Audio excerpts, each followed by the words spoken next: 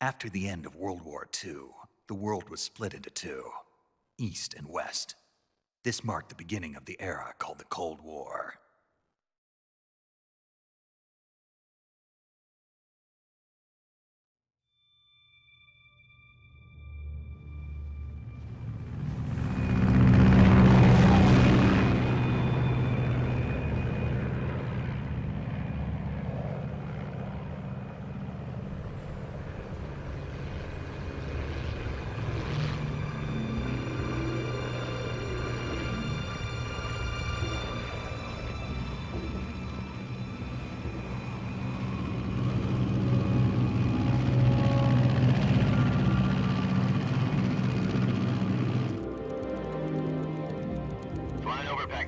Altitude 30,000 feet. Approaching Soviet airspace. 20 minutes to drop off. Commencing internal depressurization. Equipment check. Arm main parachute. All right. You ready to go? Drop zone still showing a high pressure mass. Cav okay. Good. We've got high visibility.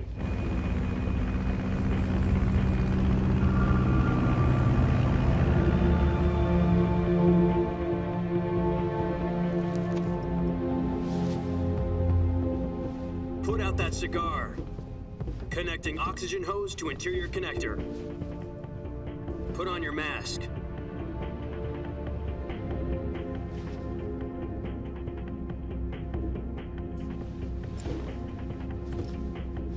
Does this panty waste know what he's doing? Approaching release point. 10 minutes to drop off. Hey, are you deaf? He said put out the cigar and put on your mask.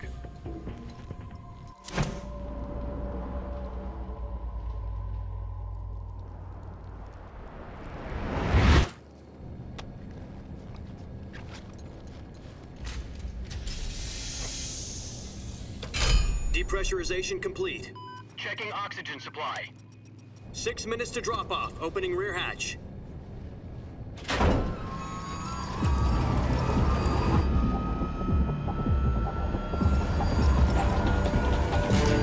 Sunrise.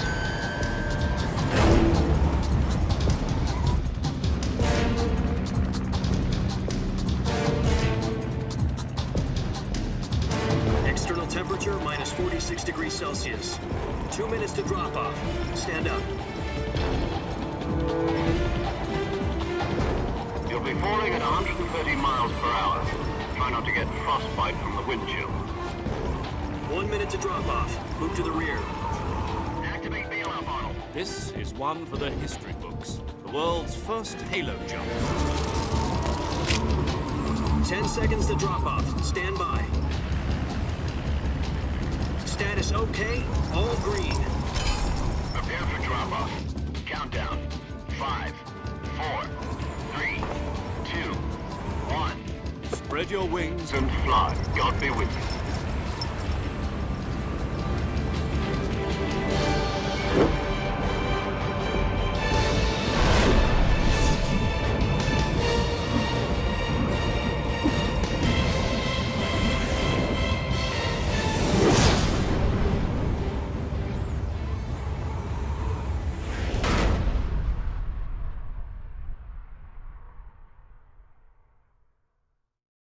Jack, I've got some important news.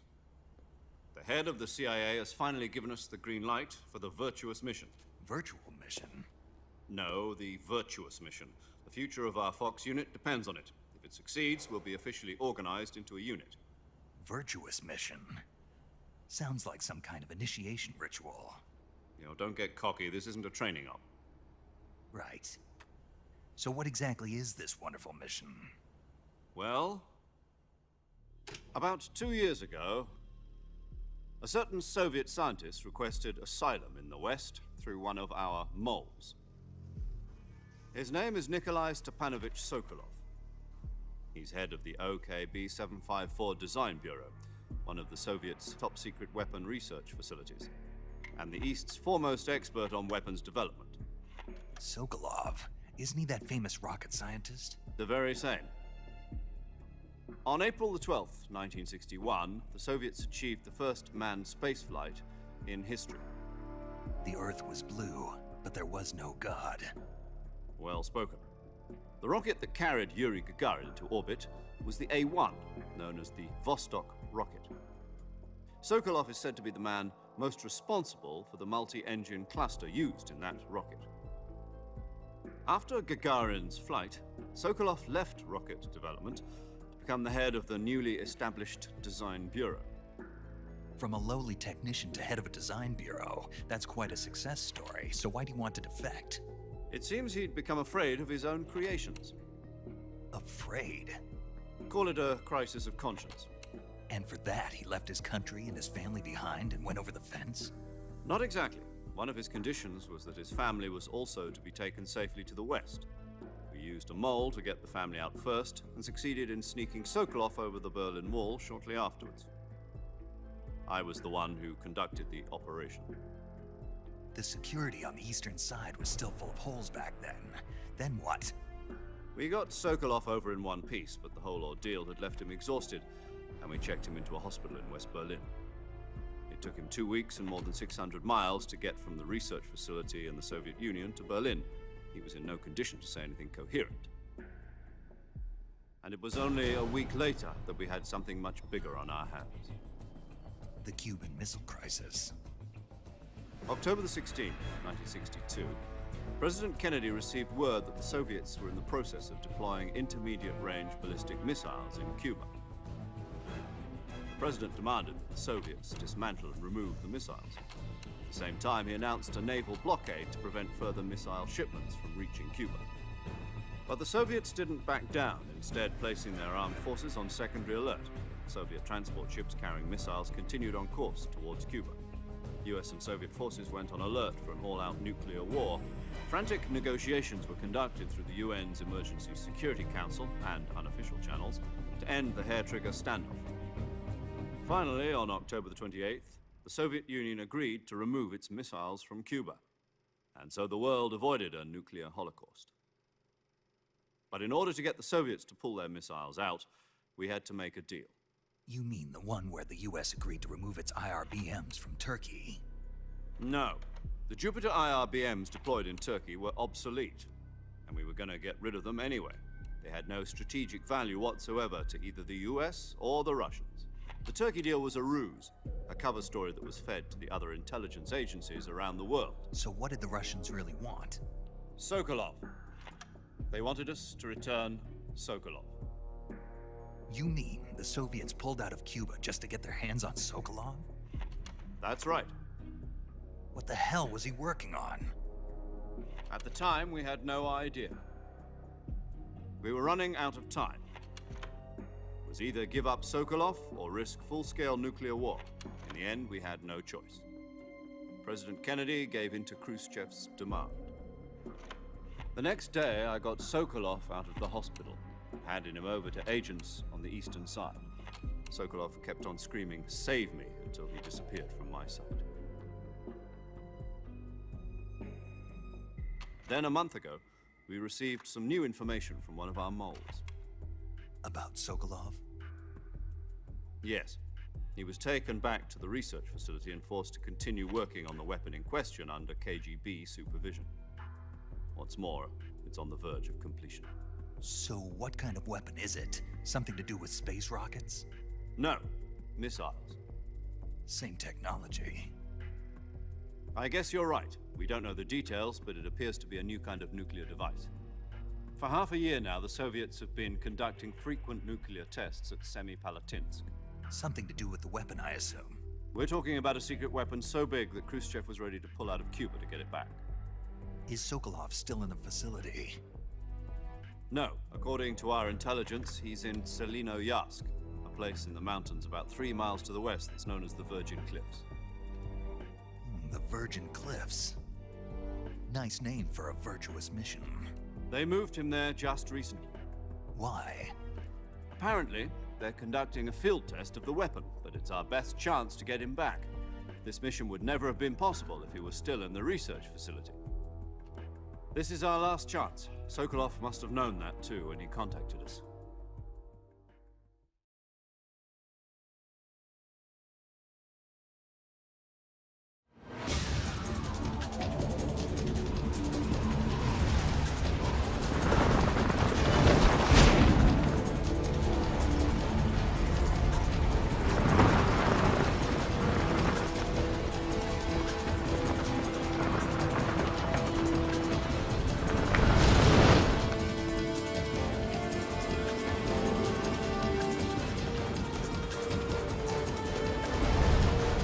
Jack. Your mission is to infiltrate Selino Yask in the Soviet mountains, ensure the safety of Sokolov, and bring him back to the West.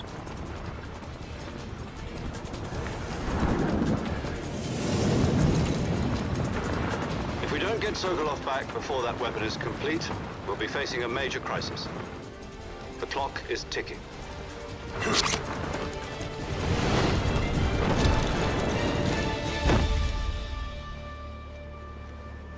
Once we've confirmed the rescue of Sokolov, stand by at the recovery point.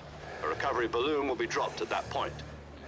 Helium will be pumped into the balloon to inflate it. The process takes about 20 minutes. Once it's complete, the gunship's arm will latch onto the balloon and pull it up. The Fulton surface-to-air recovery system. I'm familiar with the theory. Take it easy. It's been combat-proven. Do you think Sokolov is up to it? The shock will be less than during a parachute jump, and the arm can handle up to 500 pounds. So you're planning on going over the border in a single combat talent? She's equipped with two 6-barrel 20mm Vulcan cannons, as well as two 40mm machine guns. Sounds like she could hold her own against a battalion of tanks. Even with the fuel in the reserve tank, we're facing a 4-hour time limit.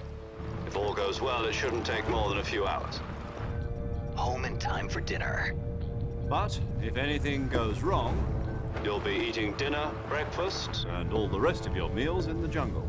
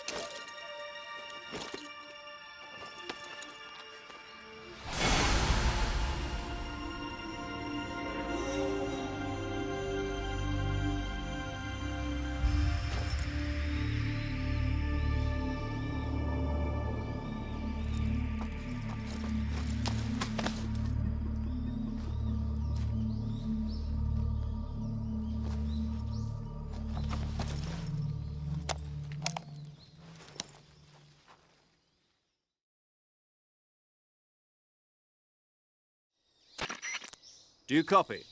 You're already in enemy territory, and somebody might be listening in. From here on out, we'll be using code names to refer to each other. Your code name for this mission will be Naked Snake. I'll be referring to you as Snake from now on. You're not to mention your real name. Snake? What, you don't like snakes? What do you mean? Well, you've eaten one before, haven't you? In survival training. I'm glad to hear that. I don't know if I'd ever order one in a restaurant, but... Be careful, you might not have a choice. What about you, Major? What should I call you? Let's see. I'll be Tom. Call me Major Tom. This will be a sneaking mission. You must not be seen by the enemy. You must leave no trace of your presence. Is that clear? This kind of infiltration is the Fox unit's speciality. In other words, weapons and equipment are procured on site. That goes for food as well. You're completely naked, just as your name implies. Great. Now I see why you asked me if I like snakes. I suppose calling me Snake was your idea of a joke, too. No. There's a good reason for that. I'll tell you later when the time is right. Gotcha. Getting back to the subject, how exactly am I supposed to feed myself? You've been issued a knife and a tranquilizer gun. Use them to hunt for food. You'll also find some medical supplies in your backpack. Yeah, about the backpack. I lost it in a tree on the way down. I see. Well, you'd better go back and get it then. You know where it is? No problem. I can see it from here. It's stuck on a branch.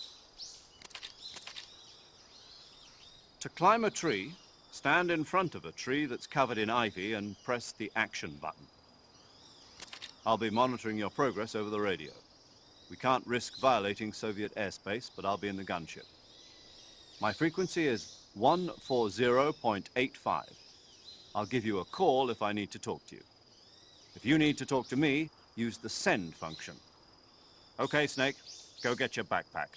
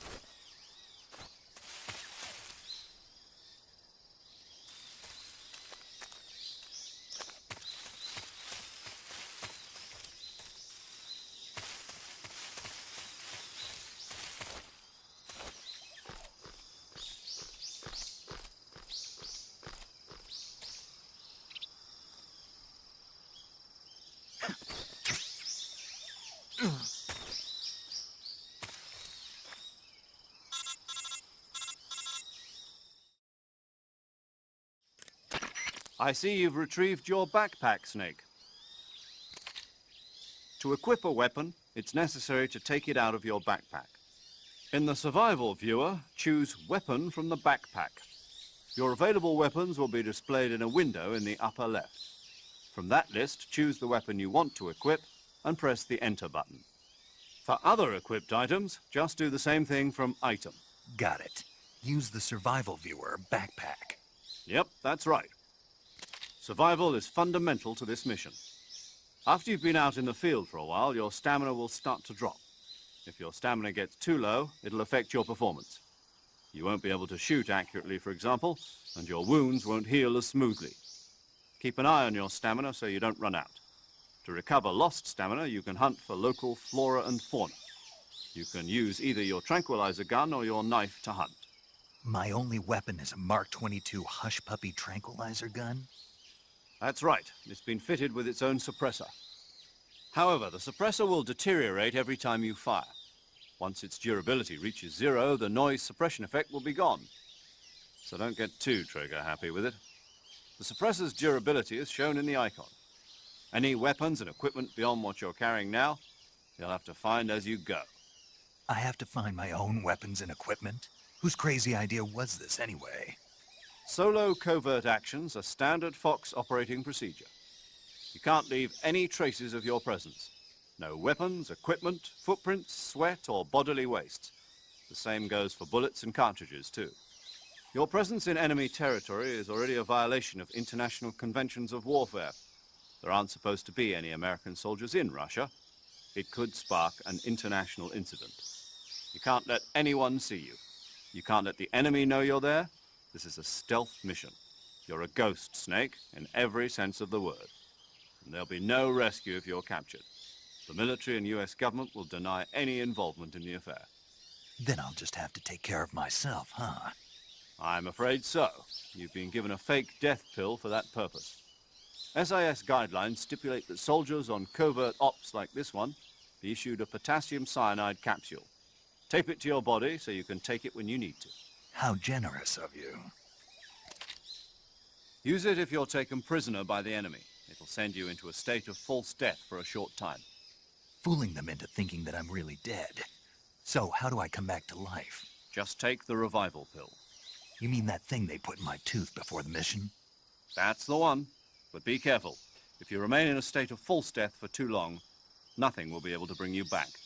Remember that. I'll keep it in mind. You said this was a solo mission, right? Right. I guess that means I can't count on any reinforcements. Correct. The mission rests entirely in your hands. A real one-man army. Relax. There's a support team ready to back you up over the radio. Who? I'll introduce them to you. This time, survival is of utmost importance. The first member of the support team will be in charge of monitoring your physical condition, acting as a medic, so to speak, as well as recording your mission data. She's a member of Fox as well, and she's here on the gunship with me. She? Hello, Snake. I'm paramedic. Nice to meet you. Paramedic. As in a medic who comes in by parachute. Aren't you going to tell me your real name? Are you going to tell me yours, Mr. Snake? My name, huh? It's John Doe. And they call you Jack for short. You're a regular Captain Nemo. A name means nothing on the battlefield. After a week, no one has a name. What's your name? Jane Doe. Very funny. I wasn't joking, but I'll tell you my name only if you manage to make it back alive. My frequency is 145.73. She's also in charge of recording your mission data. Whenever you want to save, send a message over the reserved save frequency, 140.96. So saving lets me record my mission data.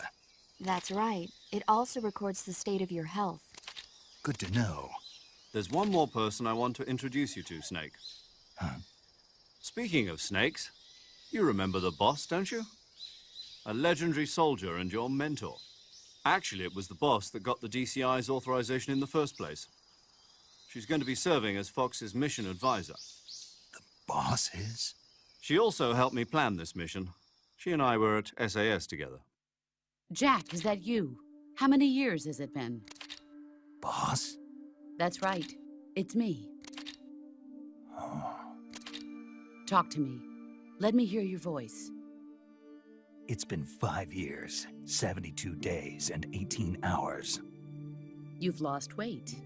You can tell just by the sound of my voice. Of course I can. I know all about you. Really? Well, I don't know anything about you. What's that supposed to mean? Why'd you disappear on me all of a sudden? I was on a top-secret mission. Hmm. You didn't need me anymore. But there were still so many things I wanted you to teach me. No, I taught you everything you needed to know about fighting techniques. I taught you all I could. The rest you needed to learn on your own. Techniques, sure. But what about how to think like a soldier? How to think like a soldier? I can't teach you that. A soldier needs to be strong in spirit, body, and technique. And the only thing you can learn from someone else is technique. In fact, technique doesn't even matter. What's most important is spirit. Spirit and body are like two sides of a single coin. They're the same thing. I can't teach you how to think. You'll just have to figure it out for yourself. Listen to me, Jack. Just because soldiers are on the same side right now doesn't mean they always will be. Having personal feelings about your comrades is one of the worst sins you can commit. Politics determine who you face on the battlefield. And politics are a living thing. They change along with the times. Yesterday's good might be tomorrow's evil. Is that why you abandoned me? No, it had nothing to do with you. I already told you, Jack. I was on a top-secret mission. A soldier has to follow whatever orders he's given. It's not his place to question why. But you're looking for a reason to fight. You're a natural-born fighter, but you're not quite a soldier. A soldier is a political tool, nothing more. That's doubly true if he's a career soldier. Right and wrong have no place in his mission. He has no enemies and no friends. Only the mission. You follow the orders you're given. That's what being a soldier is.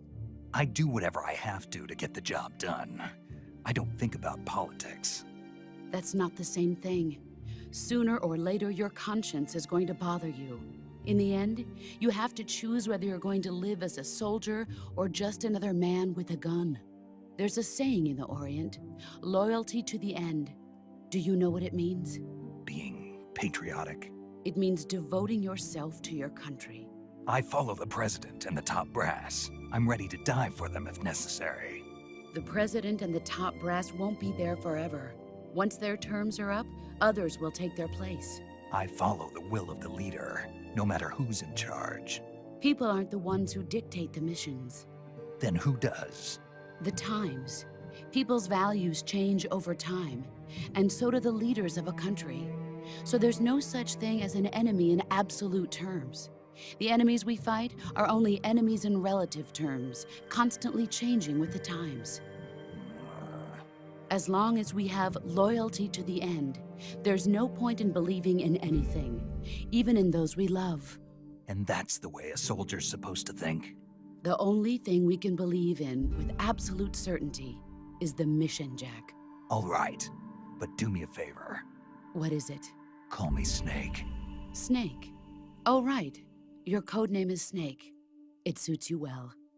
That's right. The legendary unit that the boss put together during World War II was a snake. The Cobra unit, a group of heroes that brought the war to an end and saved the world.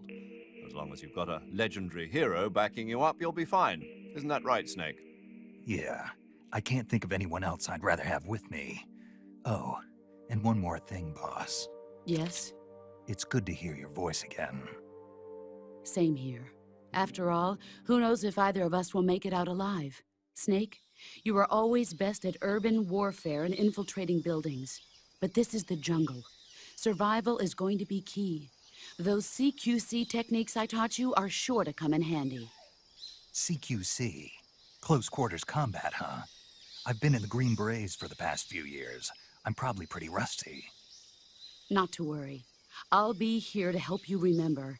After all, this is your first actual survival mission. I'll be supporting you over the radio. Where are you, boss? Next to the Major? The boss is communicating with us by radio from aboard a Permit-class submarine in the Arctic Ocean. My frequency is 141.80. Call me if you need my advice on battle techniques. Gotcha. Your mission is to retrieve Dr. Sokolov. Dr. Sokolov is being held in an abandoned factory located to the north of your current position. Avoid heavy combat and don't let anyone see you. Don't forget that this is a stealth mission.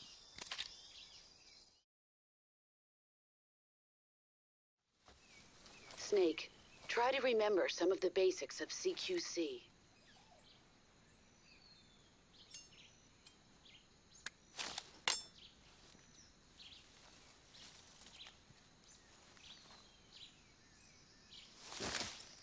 Commencing Virtuous mission now.